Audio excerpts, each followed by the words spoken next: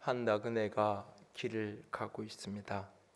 그것을 내려다보던 햇님과 바람이 서로 내기를 합니다. 누가 나그네의 옷을 쉽게 벗길 수 있을까? 바람이 먼저 아주 자신만만해 하면서 바람을 불어대기 시작합니다. 나그네의 옷 하나 벗기는 것쯤이야. 갑자기 무방비로 걸어오던 나그네는 옷깃을 여밉니다. 바람은 더 세차게 불어댑니다. 그러나 바람이 거세면 거셀수록 나그네는 더욱 단단히 옷깃을 여밀 뿐입니다. 결국 바람은 나그네의 옷을 벗기는 일에 실패하고 맙니다. 다음에 햇님이 빙그레 웃으며 말없이 따뜻한 햇살을 비추어 줍니다. 나그네는 따뜻해진 햇살을 받으며 그동안 찬바람에 움츠려 있던 어깨를 펴기 시작합니다. 햇살이 강렬하게 내려쬐자 나그네는 시냇가가 보이는 어느 곳에선가 옷을 벗고 시냇가에 들어가서 몸을 씻는 모습을 보게 되어집니다. 이솝 우화 속에 나그네의 옷 벗기는 이야기입니다. 이 이야기는 여러 가지 관점에서 예화로 인용이 됩니다. 변화의 동기를 외부에서 강조하는 것이 아니라 변화의 진정한 동기는 내면으로부터 시작되어져야 강력한 변화의 에너지가 될 수 있다 하는 예화로 인용이 되기도 하고, 사람의 마음을 열고 싶다면 그것은 강압적으로 외부에서 열어지는 것이 아니라 따스한 접촉과 따뜻한 보살핌을 통해서 사람의 마음을 열 수 있다라는 것으로 이 이야기가 활용되기도 합니다. 그런가 하면 이 이야기는 시련과 유혹의 이야기로 쓰여지기도 합니다. 그 바람이 세차게 부는 것처럼 시련이 불어오지만 많은 사람들이 그 시련 앞에 쓰러지고 넘어지기도 하지만 더 많은 사람들은 그 시련에 오히려 단단히 옷깃을 여미고 그 시련을 뚫고 나가고 이겨냅니다. 그러나 따스한 햇볕과 같이, 따스한 햇살과 같이 유혹이 밀려들 때에 너무나 쉽게 예기치 못하게 넘어지고 쓰러지는 사람들을 종종 봅니다. 주변을 잠시만 둘러봐도 그 참혹한, 그 험악한 시련의 시기는, 어려움은 잘 이겨낸 사람이 달콤한 유혹 앞에 너무 쉽게 그렇게 무너지고 쓰러지는 모습을 보기도 합니다. 특별히 시련기에 닥쳐온 달콤한 유혹 앞에 많은 사람들이 넘어지고 쓰러지는 것을 보게 되어집니다. 저는 우리 하늘의 교회와 모든 성도들이 혹독한 시련을 견디어 낼 뿐만 아니라 달콤한 유혹도 잘 이겨낼 수 있기를 원합니다. 유혹에 걸려 넘어지는 인생이 아니라 유혹을 딛고 넘어갈 수 있는, 유혹을 넘어서는 그런 성숙한 그리스도의 사람이 되어지기를 원합니다. 그날 요셉은 외적으로 힘들고 어렵기만 한 것처럼 보였습니다. 그러나 사실 그는 모든 것이 그 위기를 넘어가며 잘 되어가고 있었습니다. 인신매매에 팔려서 남모르는 땅에 노예로 팔려 나간 그 엄혹한 현실 앞에서 그의 인생은 망가지고 그의 인생은 다 깨어지는 것만 같았습니다. 그러나 그 극심한 어려움 속에서 그는 그 모든 것을 믿음으로, 하나님의 섭리로, 하나님의 손길로 받았고, 그래서 그 모든 고통이 믿음의 시련이 되었고, 그 속에서 그의 내면에 인내가 빚어져서 그는 하나님 앞에 아름다운 사람으로 그렇게 세워져 가고 있었습니다. 그 험악한 세월을 살아가는 여정 속에서도 그는 하나님과 함께했고 은혜를 입는 자가 되었고, 그로 인하여서 많은 사람들이 복을 누리게 되어지는 잘되는 사람으로 그의 인생은 역전되고 있었습니다. 그렇게 혹독한 시련 속에서도 그는 풍성한 열매를 맺으며 그의 인생은 형통한 자라고 그렇게 기억되고 있는 것을 봅니다. 바로 그런 무렵에 그렇게 모든 것이 형통하여져 가고 잘 되어가며 고난이 축복으로 전화위복이 되어져가는 어느 시점에 그를 다른 시선으로 바라보는 한 사람이 있었습니다. 그것은 바로 그 집 주인 보디발의 아내였습니다. 외모가 출중했던 청년 요셉을 바라보는 그녀는 음란한 마음으로 가득했습니다. 그녀는 집요하게 요셉을 유혹합니다. 작은 눈짓으로 시작되어진 유혹은 완벽한 함정을 만들어 놓고 요셉의 옷자락을 붙들고 떠나지 말라고 늘어지는 자리까지 이르게 되어집니다. 그러나 그날 요셉은 유혹 앞에 넘어지지 않았습니다. 비록 유혹을 거절한 대가는 참혹했지만 유혹을 거절했다는 이유 때문에 순결하고 거룩하게 살고자 하는 이유 때문에 그에게 닥친 것은 그렇게 참혹한 감옥살이 강간 미수범이라는 누명이었지만 그는 유혹에 걸려 넘어지지 않았기에 만민을 구원하는 축복의 통로가 이후에 되어질 수 있었습니다. 그가 유혹에 걸려 넘어지지 않고 그것을 넘어서는 사람이었기에 그는 그를 향한 하나님의 비전을 이룰 수 있는 영광된 인생을 살아내는 것을 우리는 요셉의 스토리 속에서 만나게 되어집니다. 요셉은 그날 어떻게 그 유혹 앞에 넘어지지 않고 유혹을 넘어설 수 있었던 것일까요?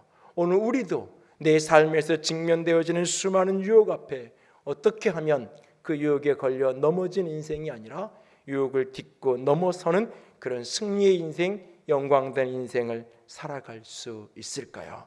오늘 요셉의 스토리 속에서 그 원리를, 그 비밀을 몇 가지 찾아보기 원합니다. 첫 번째, 유혹당할 때 넘어지지 않고 유혹을 넘어서려면 먼저 마음의 생각을 지키는 자가 되어야 합니다. 잠언 23장 7절 같이 읽습니다. 대저 그 마음의 생각이 어떠하면 그 위인도 그러한즉. 그 사람의 생각이 어떠하면 그 사람의 위인도 그와 같다라고 말합니다. 우리의 눈에 보이는 겉모양을 보고 우리는 사람을 판단하고 저 사람은 이런 사람이야 이런 사람이야 라고 우리는 생각합니다. 그러나 그렇지 않다라고 말합니다. 그 겉모양 저 깊은 곳에 있는 그 숨은 내면, 그 사람의 내면의 생각, 그것이 바로 그 사람의 본질이고 그 사람의 됨됨이라고 말합니다. 겉모양은 환경과 상황과 위치에 따라서 어느 정도 가면을 쓸 수 있고 어느 정도 위장할 수 있고 속일 수 있습니다. 그 사람의 본성, 그 사람의 본질의 핵심은 어디에서? 바로 그 생각 속에서 그 내면의 마음에 품은 것으로 증명되어지는 것입니다. 그래서 잠언 4장 23절은 이렇게 말씀합니다. 같이 읽습니다. 모든 지킬 만한 것 중에 더욱 내 마음을 지키라. 생명의 근원이 이에서 남이니라. 내 마음을 지켜라. 생명의 근원이 거기에 있다. 여기에 마음은라는 이 표현은 하트를 이야기하는 게 아니에요. 마인드, 생각을 이야기하는 거예요. 그 사람의 생각이 결국 생명, 죽고 사는 삶의 승리와 실패의 패배의 그 근원이 그 생각이 있다. 마음을, 생각을 지키는 자가 되어야 한다라고 말합니다. 그래서 로마서 12장 2절은 사도 바울은 이렇게 우리에게 말씀하는 겁니다. 같이 읽습니다. 너희는 이 세대를 본받지 말고 오직 마음을 새롭게 함으로 변화를 받아 하나님의 선하시고 기뻐하시고 온전하신 뜻이 무엇인지 분별하도록 하라. 이 세상을 본받지 않은 삶이 어디서부터 시작되느냐? 이 마음의 변화, 생각이 변화되어져서 삶을 분별하는 자가 되어야 한다라고 말합니다. 오늘 유혹에 걸려 넘어지지 않고 유혹을 넘어서라면 그 유혹의 현장 앞에서 내 생각에 현실로 벌어진 그 유혹 저 너머에 있는 그 상황 속에서 내 중심에 품어지고 내 마음에 생각되어지는 그 생각의 유혹을 분별하고 그 생각의 유혹을 끊어내는 것에서부터 유혹을 이기는 것은 시작됩니다. 그날 이 보디발의 아내의 유혹을 직면한 이 요셉, 20대 중반, 20대 중후반 정도 되어진 청년 요셉, 한 여인이 30대 초중반 정도 되어질 한 여인이 자신을 유혹하고 있는 이 상황, 이 벌어진 이 상황, 이 성적으로 유혹받는 음란의 유혹의 현실 앞에서 있는 이 상황은 그냥 피상적으로 보여지는 그 현실 저 너머에 수많은 생각을 요셉의 머릿속에 한가게 합니다. 그 유혹을 타협하고 그 유혹을 받아들이는 그 순간 그의 행동을 긍정으로 만들어지는 수많은 생각들, 그 생각 가운데 한 가지는 이런 것이었을 겁니다. 남들 다 하는 짓인데 뭐, 남들 다 하는 일인데 뭐라고 하는 생각. 이 눈 화장을 역사 속에서 가장 먼저 했던 사람들이 이집트 여자들이라고 이 학자들은 이야기합니다. 그리고 고고학의 여러 가지 자료들을 보면 이집트의 여성상은 굉장히 자유분방한 그런 분위기가 느껴지는 그런 어떤 고고학적인 문헌들이나 자료들이 많이 나타나고 있는 것을 보게 됩니다. 7절에 보면 이 여자가 그 요셉을 눈짓하여 처음 눈화장하던 시대에 눈짓하며 유혹을 하고 있는 그 현실 앞에 서 있습니다. 그때 마음에 드는 생각 중에 하나가 뭐냐면 다 그렇게 사는데 뭐 남들도 다 그렇게 하는데 뭐 굳이 나라고 그럴 필요가 있을까? 라고 하는 주변에 너나 없이 다 그렇게 하는데 뭐라고 하는 그런 생각들 그 생각이 그 모습에 대해서 마음을 닫기보다는 열게 만드는 중요한 내면의 생각 가운데 하나입니다. 남들 다 하는데 뭐. 또 하나는 요셉의 내면에 드는 또 하나의 생각은 무엇이 있을까요? 그것은 나는 너무 외로워. 요셉은 지금 그 상황 속에서 고향을 잃어버리는 짙은 향수병 속에 살아가야 되는 이 한 사람. 어머니 라헬의 품에서 어머니 라헬의 인생이 전부였듯이 살던 시절이 있었는데 그 어머니가 일찍 죽고 그래서 아버지가 전부였던 이 사람. 그 사람의 내면에 수없는 빈자리, 고향을 떠나 말리타양에서 그렇게 노예살이 살아가는 그 삶, 밤마다 수많은 외로움이 그를 짓누르고 밀려왔을 것입니다. 그렇게 누구나 다 그 시절 요셉을 생각하면 끄떡끄떡 걸어질 수 있는 참 외로워서 힘들었겠다 느껴지는 그 누구나 다 알 수 있는 공개적인 그 외로움, 그리고 30대 초중반이었을 것으로 짐작되어지는 보디발의 아내의 외로움, 힘있고 잘나가는 남편을 두었지만 정서적으로 내면은 골마져 있는 여인의 은밀한 외로움. 요셉의 그 공개적인 외로움과 이 보디발의 아내의 은밀한 외로움이 함께 부딪히고 있는 이 상황 속에서 외로워서 우리는 어쩔 수 없었어라고 하는 그 생각. 또 하나는 너무나 끈질긴 유혹에 견딜 수가 없었다고, 날마다 눈짓하며 날마다 청했다라고 이야기합니다. 한 번의 유혹을 거절하는 것 할 수 있습니다. 2번, 3번, 4번 안 돼 하다가 결국 돼 이렇게 넘어간다 그러잖아요. 이 한 번의 유혹을 이겨낼 수 있지만 지속적이고 반복적인 이 유혹을 이겨내는 거 쉽지 않아요. 너무 집요하고 너무 끈질긴 유혹이어서 이길 수가 없었어. 또 다른 생각은 이건 우연한 실수였어. 내가 의도하고 계획한 게 아니라 우연한 실수였어. 요셉은 그렇게 집안에 일을 하러 갔는데 사람은 아무도 없고 그 보디발의 아내 한 사람만, 둘만 놓여지게 되는 은밀한 상황, 이것을 의도적으로 계획하고 만든 게 아니라 그냥 나는 일하러 갔는데 그런 상황이 되어졌어. 한순간 내 육체의 정욕을 절제할 줄 몰랐고 이것은 우연한 실수였다. 어쩌다 보니 그랬어. 실수는 누구나 하는 거지 라고 하는 생각, 또는 살기 위해 어쩔 수 없었더라고. 당시의 노예는 주인에게 생사여탈권을 갖고 있는 거예요. 더군다나 이방인 출신의 히브리인 출신의 노예, 그 보디발의 최고의 권력의 정점에 있었던 그 보디발의 아내, 그의 유혹을 받아들이는 순간 그것은 내 육체의 쾌락을 채우는 것뿐만 아니라 고속 승진의 길이 열릴 수 있어요. 더 이상 고생하지 않고 살 수 있는 출세의 빠른 엘리베이터를 타는 것이라고 볼 수도 있어요. 또 반대로 그 여인의 청을 거절하면, 저 여자가 앙심을 품기 시작하면 내 인생은 어떻게 곤두박질 되어질지 몰라요. 주인의 아내가 작정하고 나를 미워하기 시작하면 그냥 나는 해고되는 정도가 아니라 여기에서 인생이 끝나는 죽음을 맞을 수도 있어요. 누구나 예측 가능한 성공과 출세와 누구나 예측 가능한 고난이 예견되어진 상황이에요. 이 유혹을 받아들일 때 내가 많은 당장의 출세길이 앞에 펼쳐지는 것처럼 보여요.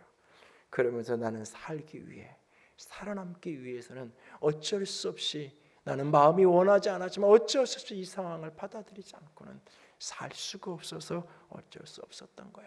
수많은 생각들이, 남들 다 하는 일인데 뭐, 나는 너무 외롭고 힘들어서 어쩔 수 없었어. 너무너무나 유혹이 지속적이고 집요하잖아.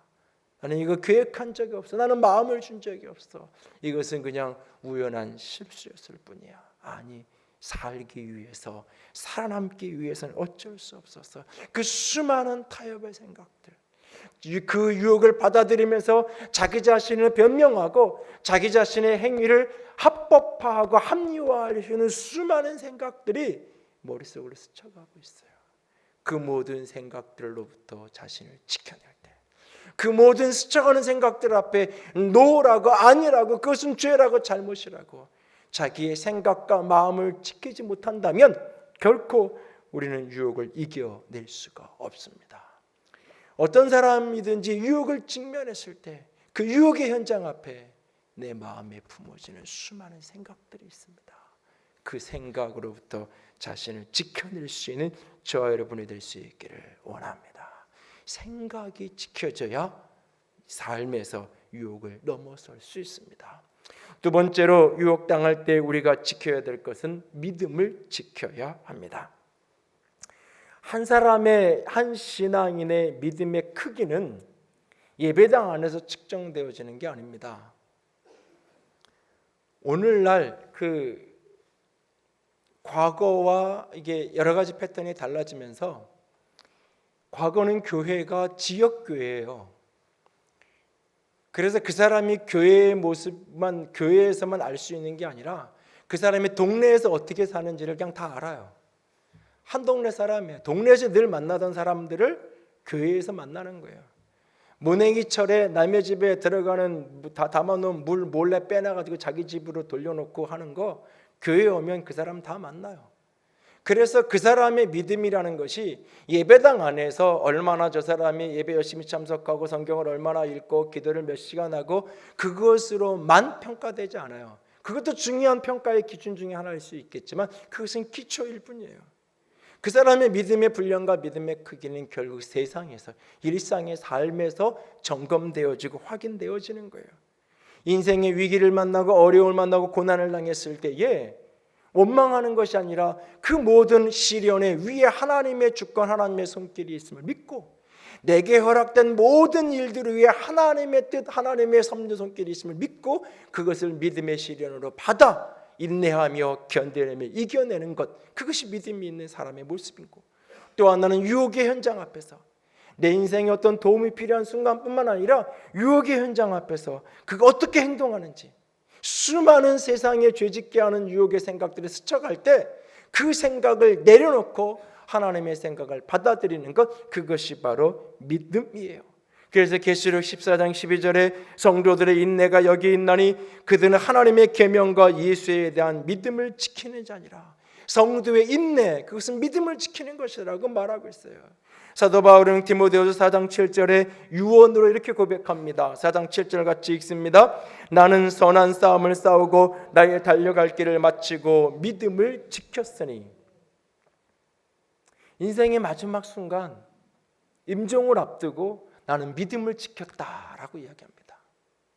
여러분, 이 말이 그냥 죽을 때까지 나는 예수님 부인하지 않고 교회 열심히 다니고 나는 평생 그래도 하나님 부인하지 않고 예수 믿고 살았어, 이 이야기를 하는 게 아니에요. 바울이 평생 예수 안에서 산 거는 누구나 다 아는 거예요. 마지막 임종을 경각에 둔 그 시점에 사랑하는 영적인 아들 디모데를 향해서 편지를 쓰면서 자신의 지난 인생을 회고하고 평가하는 거예요. 스스로 자신의 인생을 되돌아보는 거예요.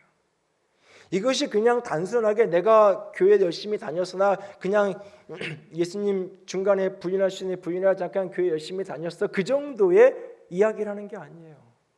수많은 환난과 수많은 유혹의 현장 앞에서 내 믿음을 포기하고 믿음을 꺾고 믿음을 타협할 것을 요구하는 수많은 어려움과 수많은 유혹의 현장 앞에서 나는 늘 믿음을 지켜낼 수 있었다고, 그것을 고백하는 거예요. 믿음을 지킨다는 것은 예배당 안에서 평가되는 게 아니에요. 이 세상에서, 특별히 유혹의 순간, 내가 고난을 만나고 어려움을 만날 때 하나님 좀 도와주세요라고 하잖아요. 그때 하나님 생각하잖아요. 근데 그럴 때뿐만 아니라 유혹의 현장 앞에 섰을 때 얼마나 하나님을 내가 생각하는지.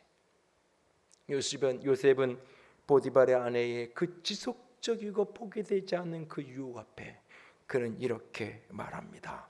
본문 8절 하반절에서부터 9절까지 이야기입니다.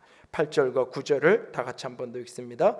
요셉이 거절하며 자기 주인의 아내에게 이르되 모든 소유를 간섭하지 아니하고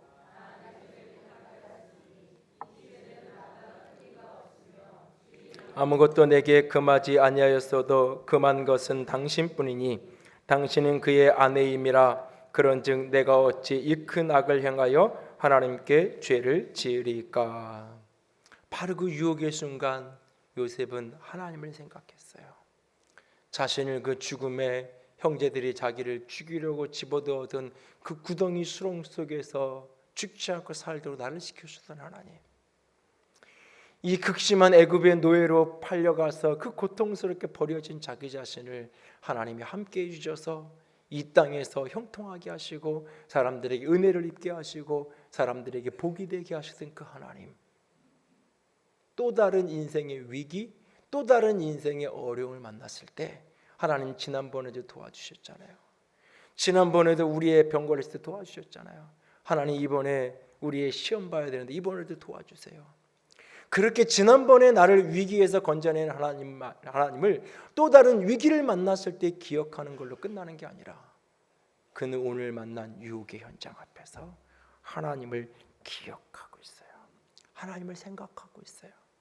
이것은 내가 지금 당신을 받아들이고 그것은 보디발을 향한 범죄고 그것은 더 나아가서 하나님을 향하여 내가 죄를 짓는 거다. 그는 그 순간 하나님을 묵상하고 있는 것을 보게 되어집니다. 이것이 믿음이에요. 이것이 믿음이에요. 구전되어져 내려오는 이 히브리인들의 이스라엘 백성들의 전승 가운데 보면 오늘 이 창세기 39장의 이 요셉과 보디발 사이에 벌어진 이 대화의 행간의 스토리를 약간 각색을 해서 이렇게 전승에서 내려오는 야사처럼 내려오는 스토리가 있어요. 그 스토리 속에는 어떤 내용들이 여기 추가되어 있냐면 요셉이 그렇게 내가 어찌 하나님께 죄를 지을까라고 단호하게 거절해요. 그 이야기를 했더니 보디발의 아내가 처음에는 그 이야기가 뭔 얘기인지를 제대로 못 알아들어요. 그래서 멍한 얼굴로 바라보다가 순간 뭔가가 깨달아진 그런 느낌으로 빙그레 미소를 지으며 달려가요. 달려가서 잘 쳐있는 커튼, 자수가 잘 되어 있는 그 커튼을 뜯어요. 그러더니 얼른 그걸 가지고 가더니 그 집 한 구석에 있는 이집트 신의 신상, 이집트 신의 신상을 갖다가 그 커튼으로 얼른 가서 덮어요. 위에서 아래까지 딱 덮어요. 그리고는 하는 말이, 자 요셉 다 됐어요. 이제 신은 우리를 볼 수가 없어요. 볼 수가 없어요. 괜히 이렇게 십자가 앞에 있으면 고민스러워서 이렇게 약 덮어놓고 그런 것처럼 볼 수가 없어요. 요셉이 이렇게 답을 합니다. 그렇지만 나의 하나님은, 나의 신은 여전히 우리를 보고 계십니다. 그분의 눈은 결코 가릴 수 없어요. 그분에게는 빛과 어두움이 다르지 않거든요 라고 답합니다. 바로 그 순간 내 눈에 하나님이 보이지 않지만 하나님이 나를 보고 있다는 사실. 여러분, 내 눈에 보이지 않지만 하나님이 나를 보고 있다는 그 믿음은 고난의 때에만 묵상해야 될 말씀이 아니에요. 아무도 나를 도울 리 없을 때에 하나님 나 좀 도와주세요 하면서 묵상해야 될 하나님, 그 하나님은 고난의 때뿐만 아니라 유혹의 현실 앞에서, 너무너무나 달콤하고 은밀한 그 유혹의 현장 앞에서 하나님을 기억하는 거예요. 그래서 오늘 이 죄를 짓는 것은, 이 유혹에 넘어지는 것은 그냥 내가 실수해서 넘어졌어가 아니에요. 이것은 하나님의 말씀에 대한 불순종이요, 더 나아가서 그것은 하나님의 사랑에 대한 배신인 거예요. 하나님의 사랑에 대한 그런 배신, 그것이 바로 죄를 지고 유혹에 넘어져 가는 거예요. 요셉은 이 순간 그걸 기억하고 있는 거예요. 그 하나님을 바라보고 있는 거예요. 그 믿음으로 오늘 그는 그 길을 걸어가고 있는 것을 보게 되어집니다. 오늘 내 인생이 어떤 유혹을 직면할 때마다 내 생각을 지킬 뿐만 아니라 여러분들이 그 속에서 믿음을 지켜갈 수 있기를 원합니다. 하나님이 거기에 계십니다. 세 번째로 유혹당할 때 우리의 행동을 지킬 수 있기를 원합니다. 우리가 유혹당할 때 지켜야 될 또 하나는 우리의 행동을 지키는 겁니다. 그리스도인들이 신앙생활하면서 착각하는 것 중에 하나가 이 문제입니다. 신앙생활하다 보면 마음에 대한 강조를 굉장히 많이 합니다. 하나님은 마음을 보신다. 하나님은 마음이 담겨진 것을 원하는 거지 하나님은 많은 물질을 원하는 게 아니다. 하나님의 관심은 우리의 마음에 있다라고 말합니다. 맞는 말입니다. 그런데 하나님이 마음을 보신다는 말을 오해하고 착각합니다. 이렇게 마음만 있으면 돼라고. 하나님이 마음을 보시는 분이니까 내 마음만 있으면 돼.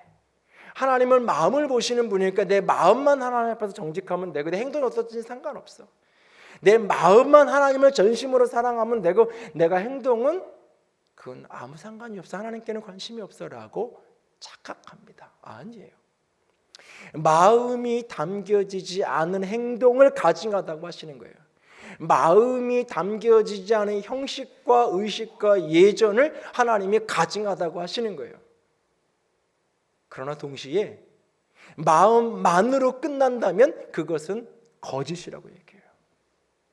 마음이 행동으로 담아지지 않고 마음만 있다면 그것은 거짓말이라고 말씀하세요. 그래서 예수님은 이렇게 말한 거예요. 물질이 있는 곳에 마음이 있다라고까지 예수님 아주 단정적으로 예수님이 얘기하는 거예요. 마음이 있다면 거기에 반드시 물질이 따라가야 된다라고.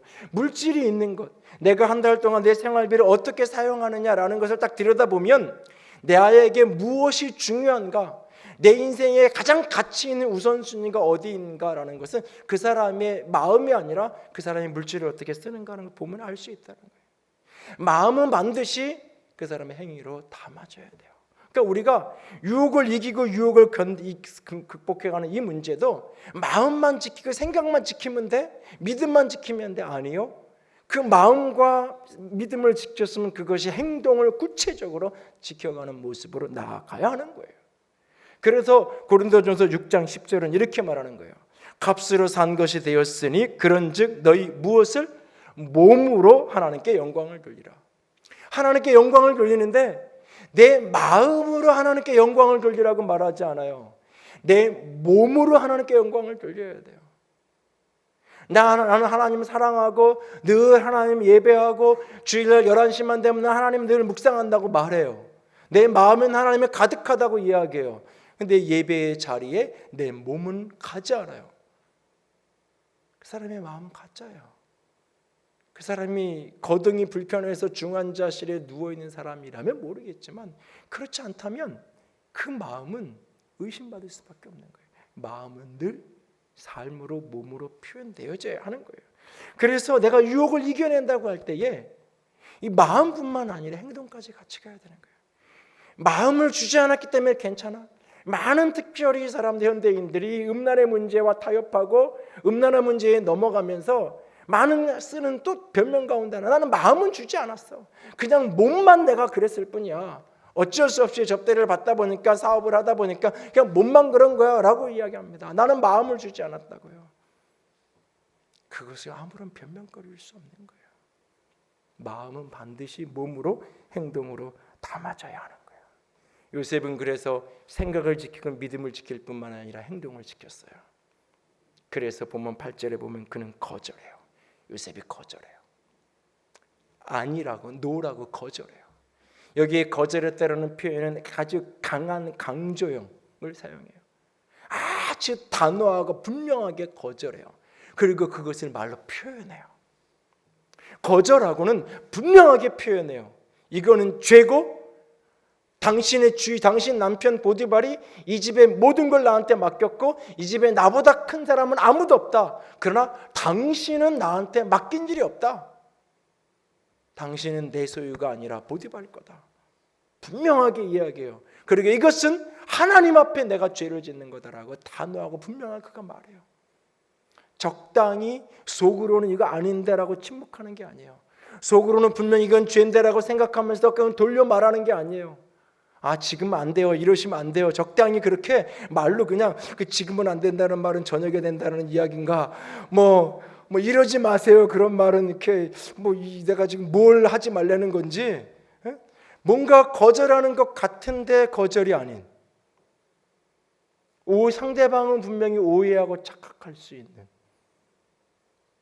그리고는 문제가 되면 나는 거절했잖아, 싫다 그랬잖아. 사실은 근데 분명하고 단호하게 거절해 본 적은 없는, 그 회색지대 속에 놓여 있으면서 자기의 책임을 회피하려는 변명의 수단으로 사용하려고 그는 말을 단호하게 했어요. 이건 죄고 이건 잘못이고 보디발은 나에게 당신을 맡긴 적이 없다고 분명한 말로 행동을 해요. 말만 한 게 아니에요. 그날부터는 오해를 살 수 있는 환경 자체를 만들지 않아요. 보디발의 아내와 마주칠 수 있는, 그녀를 보면 유혹받을 수 있기 때문에 볼 수 있는 환경을 끊어내요. 그리고 그와 함께 할 수 있는 환경 자체를 의도적으로 그가 피하는 것을 보게 돼요. 시간과 공간을 초월할 수 있는 사람은 아무도 없어요. 그게 착각이에요, 사람들이. 나는 거기까지 가도 나는 안주만 먹을 거지, 거기까지 가도 나는 그렇게까지 넘어가진 않아.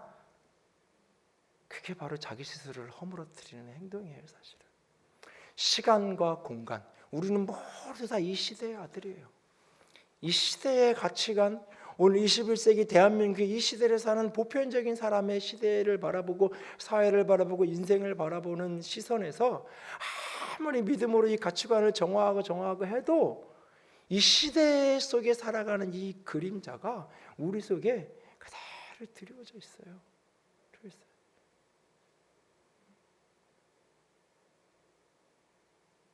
자녀들 결혼 문제의 첫 번째, 애가 좋다면, 좋다 그러면 다 시켜야죠. 이게 우리 시대의 가치관이에요. 성경은 애가 좋다고 시키라는 것을 가치관이라고 말하지 않는데, 그러니까 우리는 다 그렇게 젖어 있어요, 사실. 그리고 이 시대에 뿐만 아니라 내가 머물러 있는 공간, 교회에 나와서 예배당에 앉아 있으면 함부로 안 하잖아요. 말 한마디, 행동 하나 함부로 안 하잖아요. 내 집에 거실에 아무도 없는데 혼자 있으면 얼마든지 널브러져 있게 되잖아요. 대한민국 남자들이 그렇게 다 이렇게 젠틀하고 멋있는 남자들이 그 예비군 군복만 안 지면 이상해지잖아요. 그것만 입고 나면은 사람들이 아무데나 주저앉아 있고 아무 여자나 지나가면 막 소리 지르고, 예비군 군복마다 입혀놓으면 전혀 다른 사람이 되잖아요. 근데 훈련 딱 끝나고 자기 몰래 입던 정장을 딱 갈아입고 나면 원래대로 되돌아오잖아요, 사람이. 우리는 내가 머무는 공간과 시간을 극복할 수 없어요. 그래서 그 공간을 때로 피하는 거예요. 그 자리를 피하는 거예요. 그래서 그 만남의 자리를 내가 때로는 거절하는 거예요. 그 자리에 가서는 내가 나를 이길 수 없으니까. 요셉이 그 자리를 가지 않는 거예요. 그 공간을 머물지 않으려고 애를 쓰는 거예요. 그런데 완벽한 함정에 빠지듯이 그렇게 마주치는 상황이 됐어요. 근데 옷자락을 자꾸 늘어져요. 그 옷자락을 벗어 던지면서까지 마지막에 안 되니까는 피하는 거죠. 도망을 가는 거죠. 성경의 모든 죄는 다 맞서 싸우라 그랬어요. 성경의 모든 죄는 맞서 싸우라 그랬고 사단을 대적하라 그랬어요.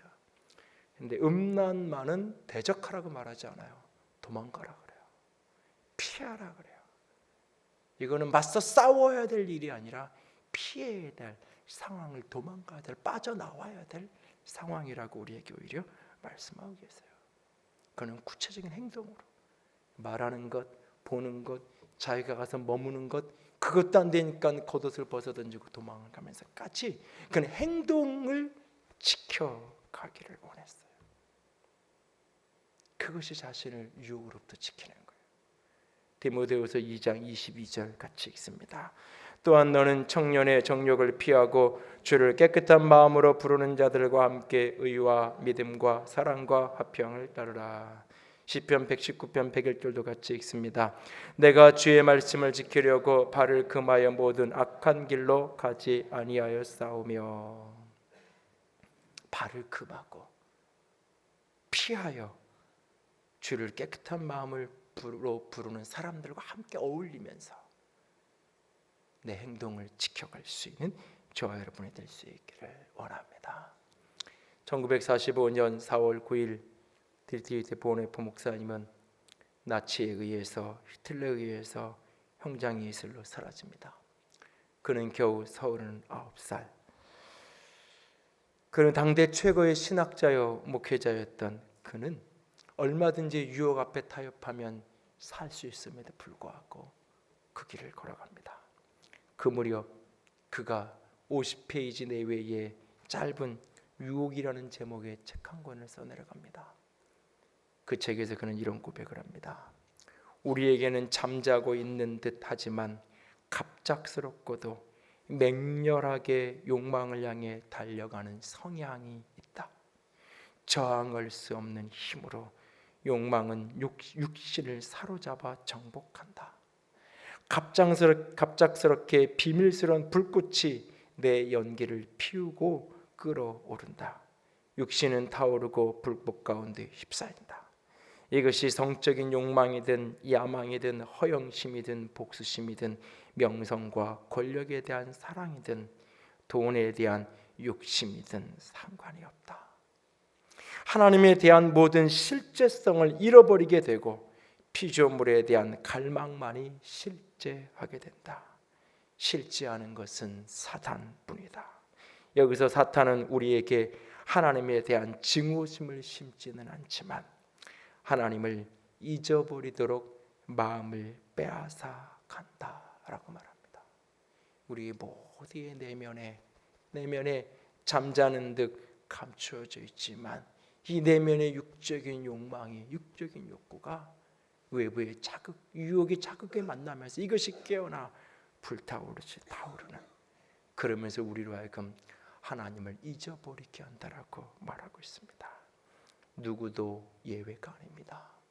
누구나 다 이 유혹의 현장 앞에 쓰러지고 넘어질 수 있습니다. 깨어 내 생각과 믿음과 행동을 지킬 수 있기를 원합니다. 아니, 지킬 수 없기에 주님이 가르쳐 주셨던 기도, 주님 우리를 시험에 들게 하지 마옵시고 다만 악에서 구하옵소서. 주님이 가르쳐 주신 기도처럼 이렇게 기도하라고. 하나님 시험에 들지 말게 하여 주시옵소서. 이 시험은 신앙생활하다가 교인들끼리 좀 갈등 생기고 교회에 이런저런 문제가 생겨서 조금 그래서 우리가 나 시험 들었어 말하는 그전 차원의 시험을 이야기하는 게 아니에요. 물론 그것도 포함되겠지만 여기에 시험의 본질은 세상에서의 유혹, 그것에 빠지지 않도록 시험에 빠지고 나서 나 좀 살려달라고 기도하는 게 아니라 시험에 들기 전에 하나님 시험에 들지 않게 해주십시오. 여러분 시험에 빠지고 나면 기도가 안 돼요. 유혹에 넘어지고 나면 기도가 안 돼요. 변명과 합리화만 있을 뿐이에요. 그리고 더 깊은 수렁으로 빠져들어갈 뿐이에요. 넘어지고 쓰러지기 전에 하나님 나를 시험에 들지 않게 해주세요. 악에서 보호하시고 구원해 주세요. 오늘도 그렇게 기도하며 내 생각을 지키고 내 믿음을 지키고 내 행동을 지켜서 유혹 앞에 넘어지는 자가 아니라 유혹을 넘어서는 우리 모두가 될 수 있기를 주님의 이름으로 부탁을 드립니다. 함께 찬양합니다. 영광이 마소서 252장입니다. 똑바로 보고 싶어요 주님, 온전한 눈짓으로. 똑바로 보고 싶어요 주님, 곁눈질 하기 싫어요. 똑바로 걷고 싶어요 주님, 온전한 몸짓으로. 똑바로 걷고 싶어요 주님, 기우뚱하긴 싫어요. 최원순 전사님이 30년 전 여의도순복음교회 장애인들을 위한 철야 예배를 인도하던 그날, 맨 앞자리에 뇌성마비의 장애를 가진 한 자매가 너무너무나 전심으로 하나님께 예배하며 찬양하는 모습을 보고 그날 밤 집에 들어가 홀로 엎드려져서 그 수많은 육체의 장애를 안은 채로 그러나 그렇게 전심으로 하나님을 예배하는 그들 앞에 육체가 건강한 나는 과연 어떤 모습인가? 내가 영혼의 장애를 가진 사람은 아닐런지 스스로를 돌아보면서 하나님 똑바로 보고 싶어요. 곁눈질하기 싫어요. 하나님 똑바로 걸어가고 싶어요. 기우뚱하기 싫어요. 그런데도 기우뚱하게 되고 그런데도 자꾸 곁눈질하게 되는 내 자신, 하나님 도와주세요. 하나님 붙들어 주세요. 고백이 담긴 찬양입니다. 오늘 우리의 삶 속에 하나님 나도 그러고 싶지 않은데, 그렇게 살기 원하지 않는데 곁눈질하고 기우뚱거리고 쓰러질 때가 있어요. 주님 도와주세요. 붙들어 주세요. 그 소망으로 같이 찬양합니다.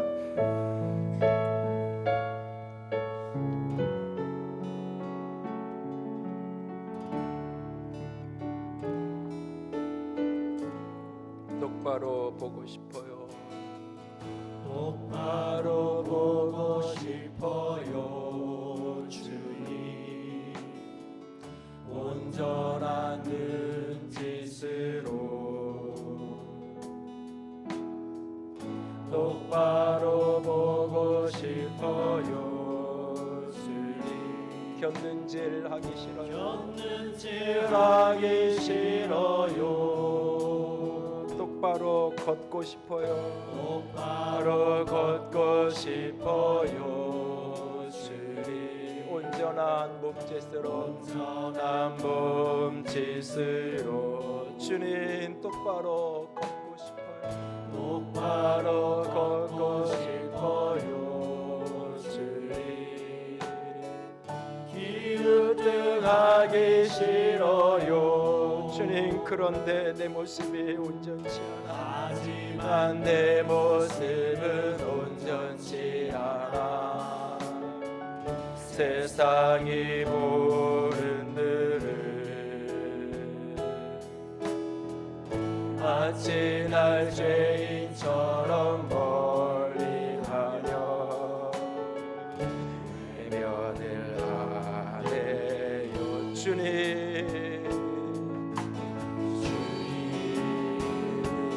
낮은 자를 떠나여 어디에 쓰시려고 이렇게 저런 모습으로 만들어 놓으셨나요?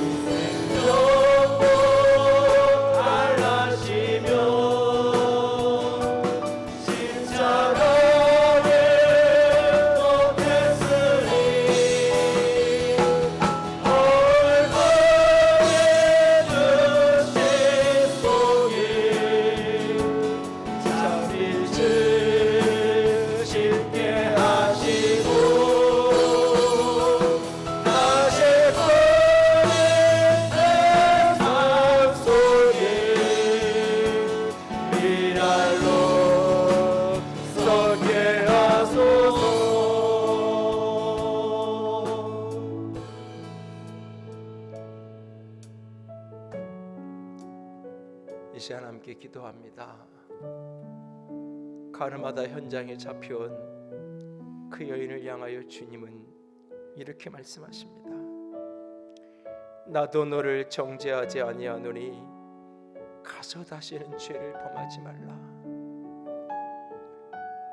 넘어지지 않기를 원했고 타협하지 않기를 원했고 유혹을 이겨내기를 원했지만 오늘 넘어지고 쓰러져 있는 지체가 혹 있나요? 주께서 오늘 말씀하십니다. 나도 너를 정죄하지 않는다라고요. 주님이 정죄하지 않는다 말씀하십니다. 그 사랑 붙들고 다시 일어설 수 있기를 원합니다. 그리고 주님 오늘 우리에게 이렇게 명령하십니다. 가서 다시는 죄를 범하지 말라. 주님, 죄와 피 흘리기까지 싸워 이길 수 있도록 주님 나를 도와주시옵소서. 내 생각을 지키고 믿음을 지키고 내 행동을 지킬 수 있도록 주님 나를 도와주시옵소서. 시험에 들지 말게 하시옵소서. 같이 기도합니다. 사랑의 하나님, 영광의 하나님, 주님만을 찬양합니다. 주의 영광 가운데, 주의 빛 가운데, 주의 생명 가운데 아버지 나를 이 모습 이대로 내어드립니다. 아버지 나를 받아주시옵소서. 아버지 나를 받아주시옵소서. 예 주님 똑바로 걷고 싶어요. 예 주님 견딘질하기 싫어요. 예 주님 기웃등거리기 싫어요. 주님 나를 붙들어주시옵소서. 당신의 강한 손으로 주의 강한 권능의 손으로 하나님 나를 지켜주시옵소서. 하나님 우리를 지켜주시옵소서. 우리와 우리의 가정을 지켜주시옵소서. 모든 음료로부터 모든 물질의 욕망으로부터 주님 나를 지켜주시옵소서. 아버지 나를 지켜주시옵소서. 아버지 내 영혼을 내 중심을 지켜주시옵소서. 아버지 나의 생각을 나의 믿음을 아버지 나의 행동을 나의 삶을 지켜주시옵소서.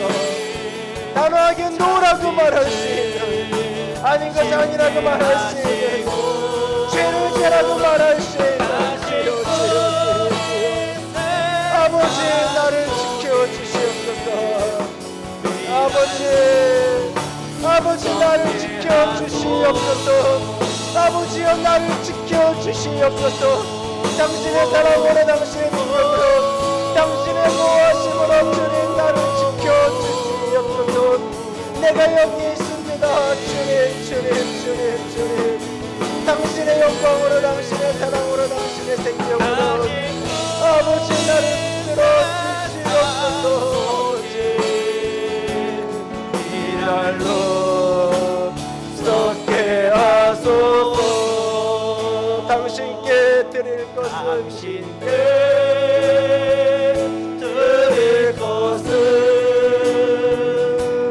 사모하는 이 마음들 이 생명도 달라지며 십자가에 놓겠으리. 얼마나 여신 속에 잠이를 쉽게 하시고 다시 거린 세상 속에 미랄로 썩게 하소서.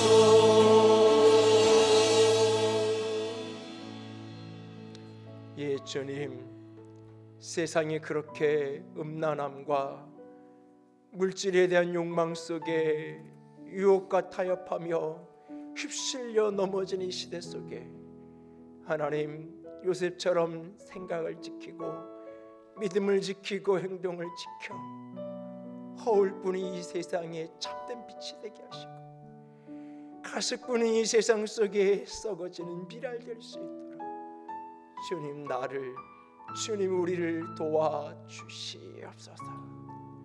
시험에 들게 하지 마시옵소서. 주님 우리를 지켜주시옵소서. 주님 사랑합니다. 주님 찬양합니다. 우리 주님 예수님 이름으로 기도드렸습니다. 아멘. 이제는 우리 주 예수 그리스도의 은혜와 하나님 아버지의 놀라우신 사랑하심과 성령 하나님의 교통하시며 기름 부으시는 그 은혜가 오늘도 유혹 앞에 넘어지는 자가 아니라 유혹을 넘어서는 영광의 사람 되기를 소원하며 결단하는 모든 이들 위해 이제로부터 영원토록 함께 있을지어다. 아멘.